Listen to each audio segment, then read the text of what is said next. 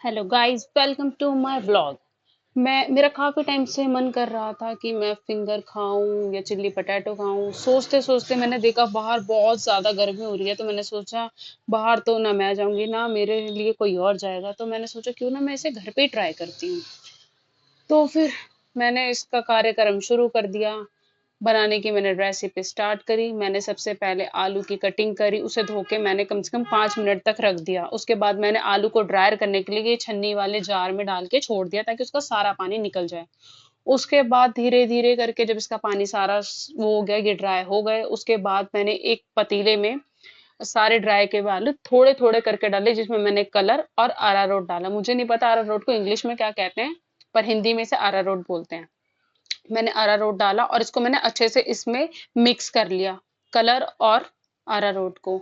और वो मैंने कर करके साइड में कर लिए, थोड़े थोड़े करके, ताकि सब में अच्छे से लग जाए। और मैंने इनको थोड़ा रख दिया साइड में।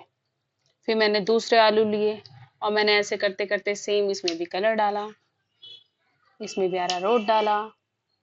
सेम प्रोसेस जैसे कि आप देख रहे हैं।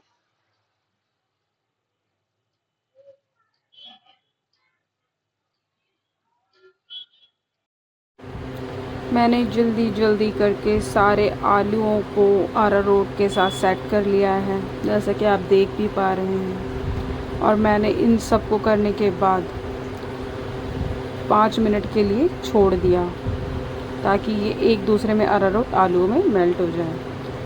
बाकी मैंने सोचा कि हमारे फ्राइज़ विदाउट चटनी के अधूरे हैं, तो हम चटनी बनाना कैसे भूल सकते हैं। तो मैंने सोचा क्यों ना जितनी देर में वो 5 मिनट में हो रहा है तो मेरा काफ़ी काम हो जाएगा। तो मैंने अदरक को छील लिया, मैंने टमाटर की भी कटिंग कर ली। पहले मैंने धोया, फिर मैंने कटिंग करी। मैं अदरक इसमें डाल चुकी थी और मैंने फिर इसको गैस पे चढ़ा दिया। और मैंने इसमें मिर्ची उतनी डाली जितनी हमें नीड होती है, ताकि हमें चटपटा ना लगे, तो वरना वो चटनी चटनी कैसी। तो मैंने इसमें भरपूर मात्रा में मिर्ची भी भर दी।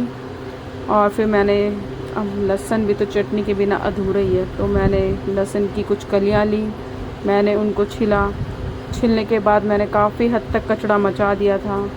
तो मेरे अंदर थोड़ा बहुत, शायद थोड़ा ही, बहुत ज़्यादा नहीं कहूँगी, मुझे सफाई का थोड़ा सा कीड़ा है कि मुझे गंदगी से इरिटेशन होती है। तो मैंने जल्दी जल्दी छिलने के बाद तुरंत अपनी गैस स्लैब की सफाई कर दी, जैसे कि अभी आप देख ही लोगे। मैं अपने आसपास जल्दी कूड़ा नहीं देख सकती, खासकर तो जब मैं रसोई में काम कर रही हूँ। और उसके बाद आप देख ही रहे हैं कि मैंने पानी की एक बोतल उठाई और मैंने गैस पे चढ़ा दिया अपनी चटनी बनने के लिए। बाकी आप मेरी अभी आगे देखेंगे कि मेरी प्रॉपर चटनी का प्रोसेस क्या है। बाकी हम इसे गैस पे चढ़ा के छोड़ देंगे जब तक हमारे टमाटर गल नहीं जाते हैं।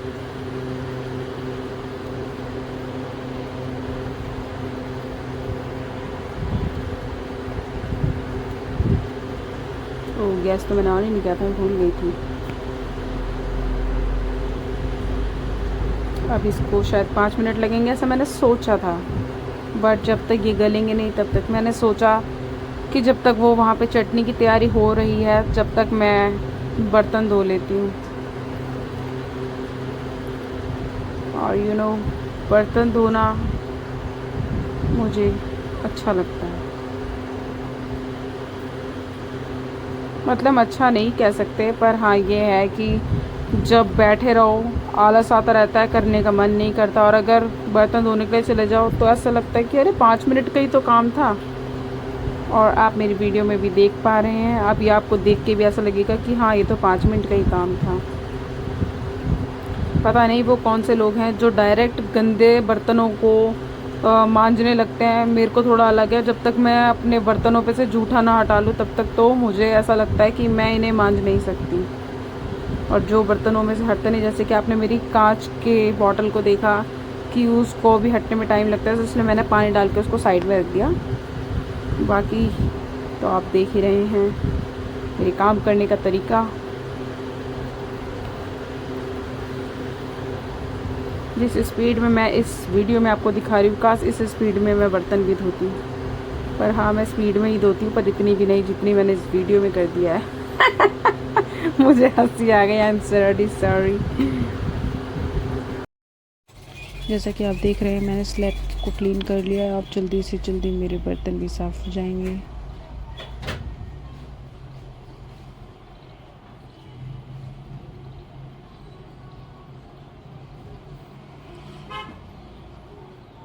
फाइनली मेरे बर्तन भी धुल गए हैं। अब मैंने सोचा कि अब मैं वापस जाके अपनी चटनी को चेक कर लूँ। चटनी ऑलमोस्ट होने ही वाली थी, फिर भी मैंने चेक कर लिया कि ये हुआ या नहीं हुआ। मैंने सोचा कि मैं अपने दोनों काम एक साथ कर सकती हूँ, तो मैंने अपनी एक साइड की गैस जला के मैंने दूसरी साइड पे चटनी के लिए चढ़ा दिया है, और मैंने एक साइड पे कढ़ाई चढ़ाई और मैंने इसमें ऑयल डाला ताकि मेरे दोनों काम एक साथ हो जाए। इतना भी मैं ज़्यादा टाइम ना लूँ। धीरे धीरे करके पतीले से मैंने सारे फ्राइज़ को निकाल लिया है और मेरा अरारोट अच्छे से मेरे पतीले में चिपक गया है। जैसे कि आप देख रहे हैं मैं किस कदर इसको निकालने की कोशिश कर रही हूँ ताकि ये सारे आलूओं में अच्छे से मेल्ट हो जाए। बाकी मैंने पतीले को साइड रखा। मैंने सोचा एक फ्राई डाल के मैं एक बार ऑयल को चेक कर लूँ। मे भी ऐसा हर कोई करता होगा कि तेल को टेस्ट करने के लिए तेल में पहला कुछ डाल ही देता है। और फिर मैंने देखा कि मेरा ऑयल उस कदर गर्म नहीं हुआ था, तो मैं आलूओं के साथ खेलने लगी, कभी इसको यहाँ करूँ कभी वहाँ करूँ। वैसे ये नॉर्मली भी पक सकता था, पर थोड़ा सा मुझे है कि मैं शांत नहीं खड़ी हो सकती, जैसे कि आप अभी तक देख ही पा रहे हैं।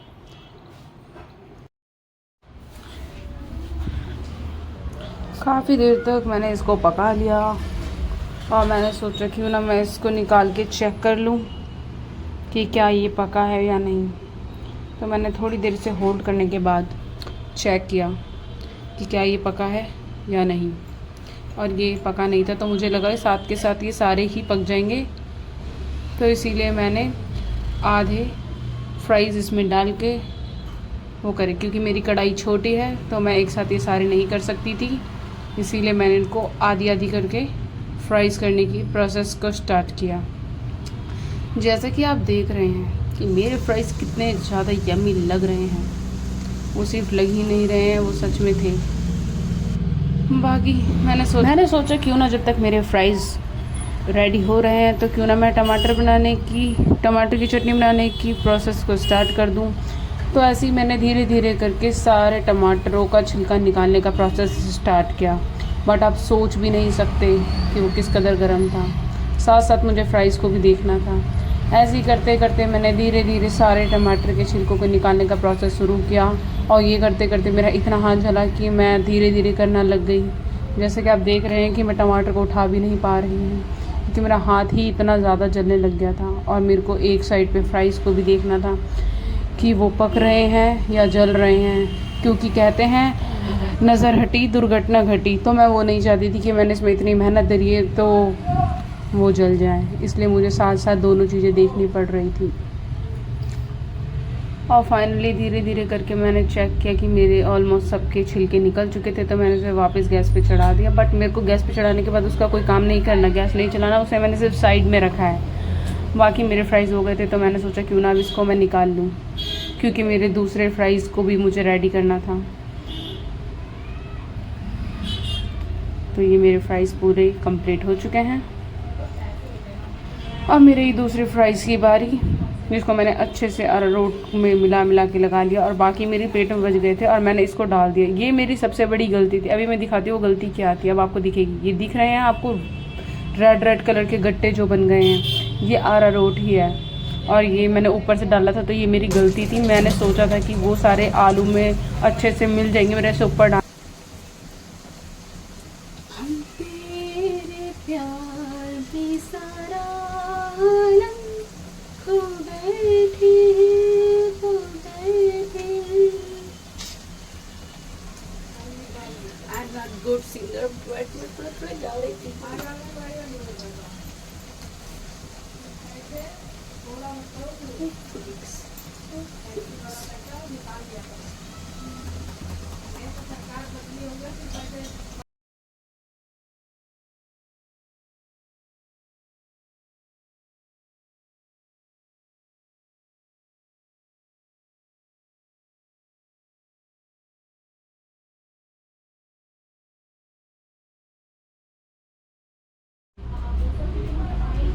मैं सोच ही रही थी कि अब मैं क्या करूँ, इसको तो होने में भी टाइम लगेगा, तो मैंने सोचा क्यों ना मैं चटनी ही बना लूँ। तो मैंने अपनी मशीन उतार ली थी और वैसे मेरे फ्राइज़ भी हो ही चुके थे, तो मैंने उनको ढक के साइड में रख दिया। अब मैंने सोचा क्यों ना मैं अपनी टमाटर की चटनी बनाने की रेसिपी को स्टार्ट करूँ। तो मैंने जितनी भी चीज़ें उबाली थी, जिसमें का टमाटर था, लहसुन था, मिर्ची थी, अदरक था, बस यही था। मैंने इसको डाल के अच्छे से ग्राइंड कर लिया जैसे कि आप देख रहे हैं। बट इसके अंदर जो पानी था जिससे बॉईल किया था, तो आप वो पानी को इसके अंदर ना डालें, सिर्फ इसके अंदर का सामान डालें, जैसे कि जो मैंने आपको बताया, सिर्फ वही डालना है, थोड़ा सा भी पानी नहीं डालना है, क्योंकि आपको तो पता ही है टमाटर जब पिस जाता है तो वो पहले ही काफ़ी ज़्यादा लिक्विड फॉर्म में हो जाता है, तो इसलिए हमें इसमें पानी की नीड है ही नहीं। तो इसीलिए धीरे धीरे करके मैंने एक एक तिनके को उठा के डाला उसके अंदर, और मैंने मशीन का लगाया ढक्कन, और मैंने अपनी मशीन कर दी चालू। चालू होने के बाद मैंने चेक करने के लिए देखा कि क्या मेरी चटनी बन गई है। बन तो गई थी, पर मैंने सोचा एक बार इसे और चला देना चाहिए, और फाइनली मेरी चटनी बन गई। तो मैंने अपनी मशीन को सोचा कि काम क्यों फैलाना, इसको वापस उसकी जगह पर सेट किया। उसके बाद मैंने चढ़ाया एक छोटा सा पैन, ताकि मैं अपनी इसमें चटनी बनाने की तैयारी मैं कर चुकी थी, जिसके लिए मैं ऑलमोस्ट अपना सारा सामान यहाँ पे ला चुकी हूँ। जैसे कि आप देख रहे हैं, पैन में मुझे बहुत लाइटली ऑयल डालना है। ऑयल की नीड सिर्फ इसलिए ताकि मेरी चटनी इसमें चिपके नहीं। बाकी मैंने उस थोड़े से तेल में कस्तूरी मेथी डाली, और मैंने अपनी टमाटर की प्यूरी पूरी डाल दी है। डालने के बाद इसको कंटिन्यू चलाना है। जैसे कि आप देख पा रहे हैं कि मैं इसको कंटिन्यू चला रही हूँ, क्योंकि ये बहुत जल्दी चिपकने लगता है। मैंने स्वाद अनुसार नमक डाला है, आप अपने अकॉर्डिंग डाल सकते हैं। और इसको कंटिन्यू चलाना है, जैसा मैंने अभी बोला। मैं बार बार ये बोलूँगी कि इसको कंटिन्यू चलाना है, और अगर 1% भी आप इसको चलाने के लिए ना कर पाओ, तो आप देख रहे हैं कि मैं जब चला नहीं रही हूँ तो मैंने गैस को बहुत सिम कर दिया है, लो फ्लेम पे, ताकि वो चिपके नहीं। और मैंने डाला टमाटर केचप, बहुत कम क्वांटिटी में डालना है, बहुत ज़्यादा नहीं डालना है, क्योंकि हमारी चटनी में एक अलग स्वाद आएगा। ये है ग्रीन चिली सॉस, इसको भी बहुत कम क्वांटिटी में डालना है। जैसे कि आप देख रहे हैं कि मैं बहुत सोच समझ के डाल रही हूँ कि ज़्यादा ना चला जाए, क्योंकि इतना ज़्यादा भी नहीं डालना है। इसमें बहुत कम मात्रा में विनेगर डालना है, क्योंकि आप लोगों को पता ही है वो कितना ज़्यादा ओवर खट्टा होता है। इससे आपकी चटनी का स्वाद बढ़ भी सकता है और घट भी सकता है, इसलिए हमें इसे स्वाद अनुसार डालना होता है। तो आप देख पा रहे हैं कि अब मैं इसमें बहुत कम मात्रा में विनेगर डालूँगी।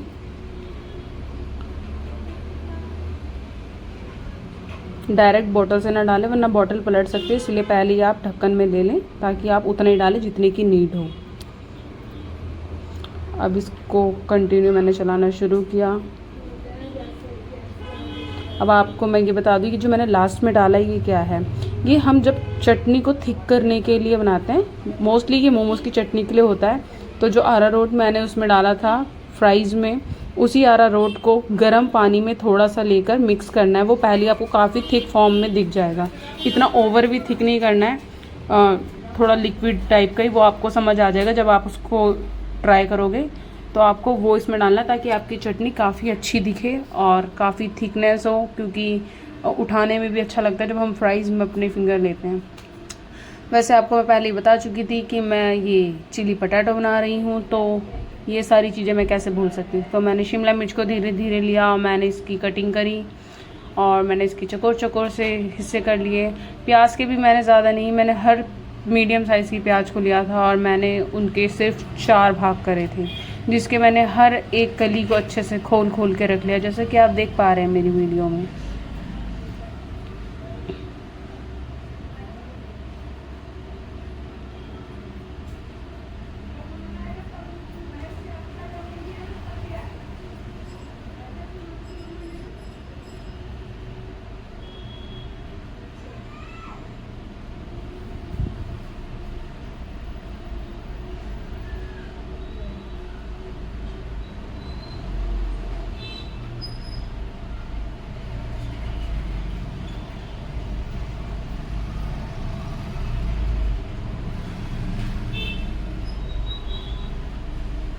फाइनली मेरा हो चुका है। मैंने गैस पे चढ़ाई कढ़ाई, ये कढ़ाई मेरी पहले से ऑलमोस्ट गर्म थी, तो इसमें मैंने बहुत कम क्वांटिटी में ऑयल लिया था, ताकि बहुत ज़्यादा ऑयली ना हो जाए। तो मैंने इसमें प्याज डाली।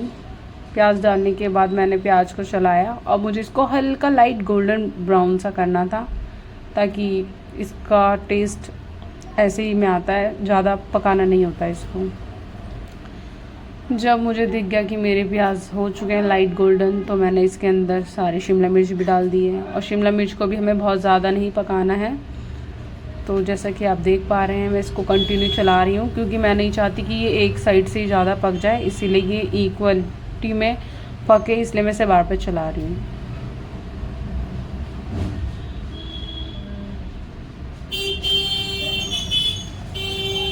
पीछे के साउंड को इग्नोर करना, क्योंकि मेरा घर रोड की साइड पे है, तो सारी गाड़ियाँ मेरे घर के इधर से ही निकल रही है, तो बहुत ज़्यादा शोर आ रहा होगा मेरी आवाज़ के अलावा भी।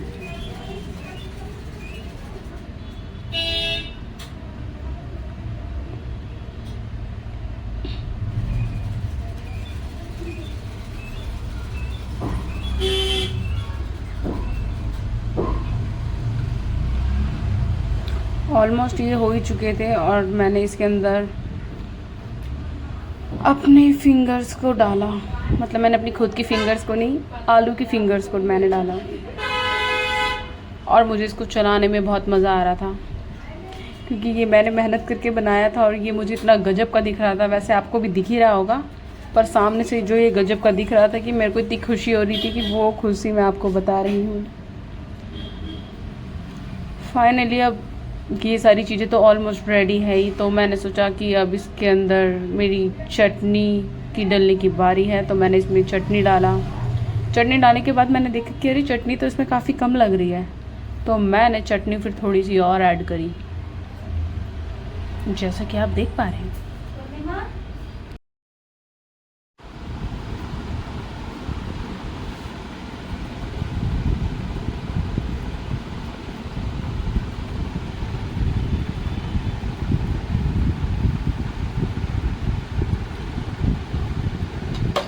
मेरे चिली पटैटो बन के तैयार तो हो गए हैं फाइनली। इसका तो टेस्ट मेरे घर वाले ही बताएंगे। जैसा कि आप देख रहे हैं कि मेरे फ्राइज बिल्कुल रेडी हो गए हैं।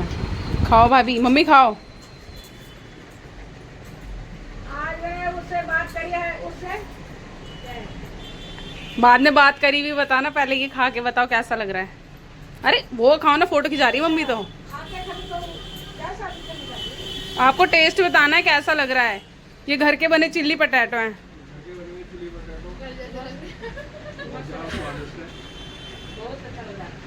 शॉप से तो बेटर लग रहा है। हाँ। एक तो हेल्दी। अब भाभी बताइए खा के।